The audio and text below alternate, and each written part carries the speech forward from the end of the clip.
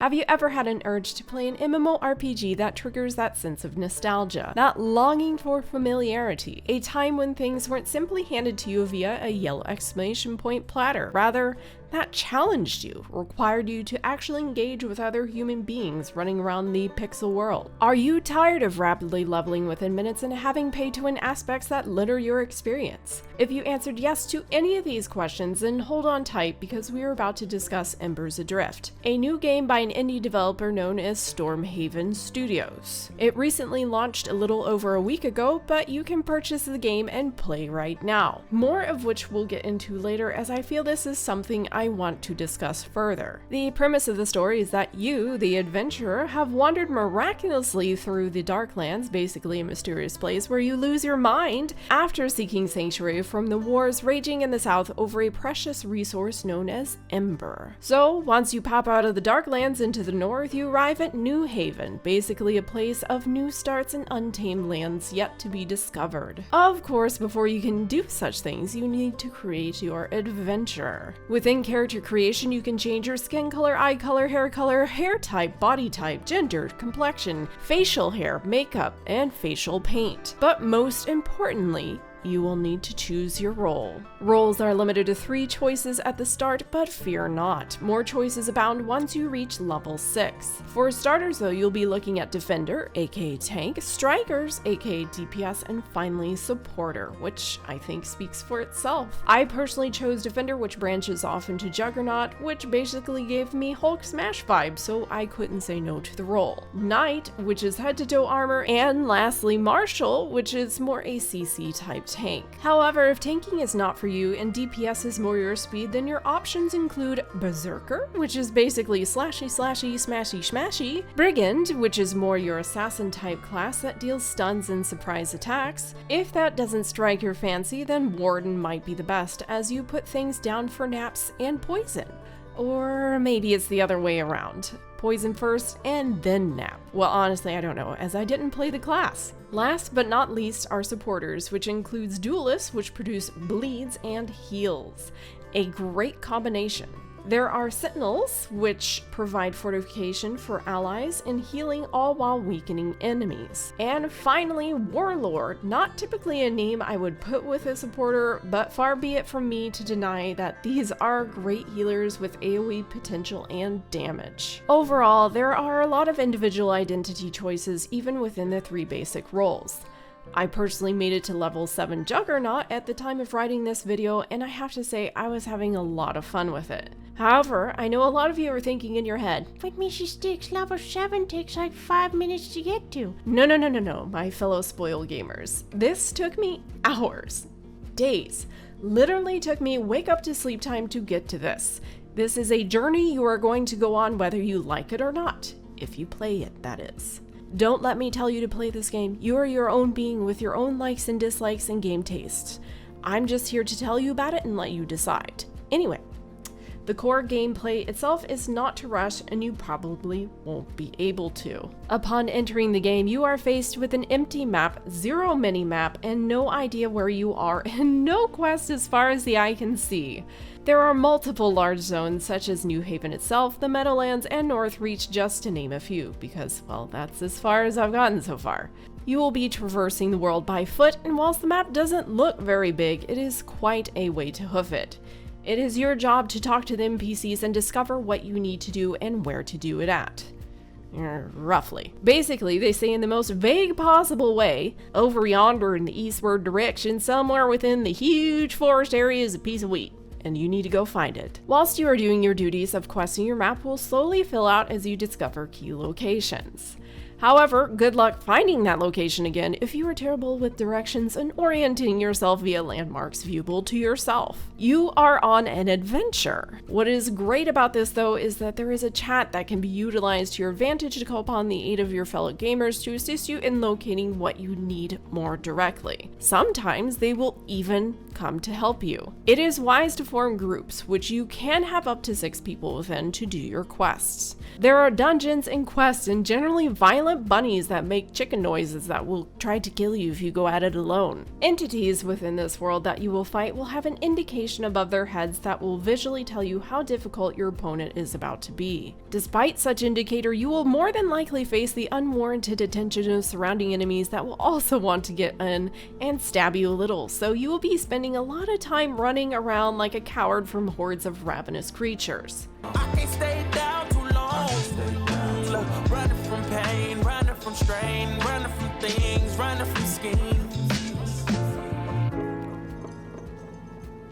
The combat features a tab target system with an auto attack as a base attack, as is traditionally found within tab target MMOs. At the very start, you will typically have 2 basic skills that can be accessed on a slow cooldown rotation. More skills will unlock with your level and also once you choose your specialization. It is rather slow, but not without difficulty. Should you die during your battle, you spawn up at a fire and must navigate your way back to your place of death to collect your bag, the location of which is indicated by your profile picture in the top left. I'm only telling you this because I didn't know, and I'd like you to know. If you die in a precarious spot with no means of getting your bag, you can simply give up and lose the contents of your bag. You will not be able to pick up items either until you either give up or collect your bag. You will also suffer a permanent HP loss until you rest at a fire and recover. This will be a wee while, so get comfy and take a small bathroom break. As I mentioned, you will find yourself in situations where you will have to run away as it becomes a drawn-out battle for survival. You will also have some skills that require a reagent to either heal, pull aggro, or stun someone, for example. In my case, I needed to use diluted urine. Yes, you heard me, urine, to pull the aggro of enemies. Basically, my skill would splash pee in the enemies' faces and, well, for lack of better words, piss them off so that they focus on me. You will also be utilizing healing potions and regenerative foods to stay alive. There are also buffs within the world, and I have no clue what they are even called. All I know is that there's these shiny lights in the ground, and I spent well over half my starting gameplay chasing these around like a dummy, not knowing what it was until I caught one, and it gave me a movement speed buff for 30 minutes. I don't know if anyone out there in Embers Adrift universe can tell me what they are. I asked Global Chat and they told me to see a doctor about my eye problems. As you level though, you will discover that you don't really gain that much health. Most of your safety, well-being, and stats will either come from quest rewards, drops, or most importantly, crafting. You will at first choose between 3 gathering jobs, either Hunter, Forester, or Prospector, aka Miner. You will level these up and unlock the ability to learn more upon reaching level 6 of your individual gathering job. What you are gathering will be necessary for crafting, so channel that inner hoarder. Luckily, you have a separate bag for your gathering items that you don't lose upon death. Within the crafting professions, you can choose weaponsmith, woodworker, armorsmith, outfitter, and tinkerer. The economy itself within this game is of course player driven. To sell things, you will use the trade channel. There is no auction house or set price really, it's just rather willy-nilly at this point, and finding someone willing to walk to find you to trade and pay. So hopefully you're a great salesman, you have great recipes, you've found to craft things to sell and put that sweet money into the bank. Also, you can have multiple characters and you can utilize a shared account bank. So you can pour those resources from multiple characters into one spot. There are also personal banks, so you can have it just for that character. Now, talking about banks, before I let you guys go, or the few of you that have stuck around long enough to listen to me drone on about this game, I do want to discuss some thoughts about this game. As I mentioned at the start, the game is pay to play. It has 0 in-game monetization, has no plans to have such things, so it is completely pay to win free. As of right now, the game is $29.99 at base payment, which is a $10 discount with a $9.99 sub fee. This will change as of the new year and prices will increase, including the sub fee. If you continue to sub though, you will be locked in at the introductory subscription price. So if you let that sub fee slip by 1 month in 2023, the fee will go to $14.99 per month. The developers, though, are implementing this to avoid any monetization within the game, so there is a trade for purity of game here. So share your thoughts on this in the comments below.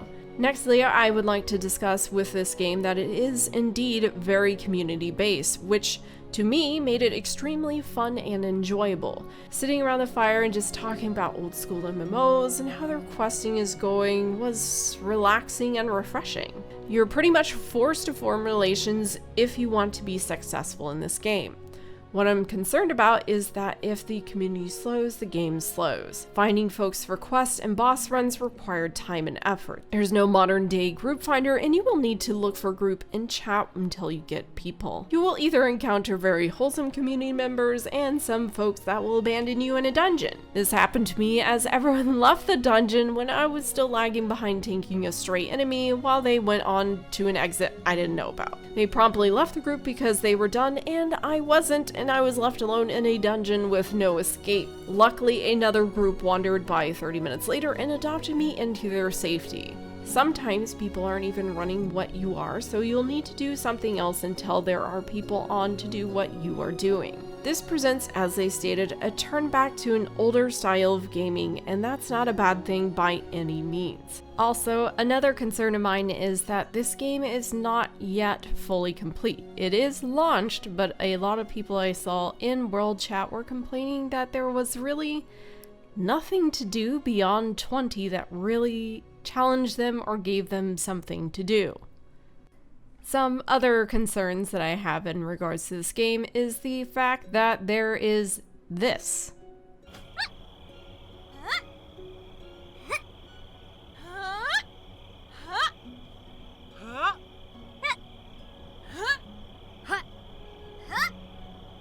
It was 100% enjoyable, but a potential consideration when picking up this game. Do not go in and expect everything to happen right now like our spoon-fed MMO selves are used to nowadays. Overall, I think Embers Adrift achieves capturing the wonderment and curiosity that came with exploring an MMO without having your hand held. As you log in, you'll be wondering what's in store for the day because you don't know until you get there. It offers nothing really new and innovative, but simply brings us back to a time when I feel like MMOs were actually truly MMORPGs and not a solo experience with pay-to-win, ads, and mad rushes to endgame. I personally found myself hooked and enjoying the time I have played. I dare say it was a pleasure for the new MMOer like myself. Hopefully, I will see you guys at the campfire to toss some quest locations and stories around with. Anyway, this was MRSSSTIX, logging off for now. Bye!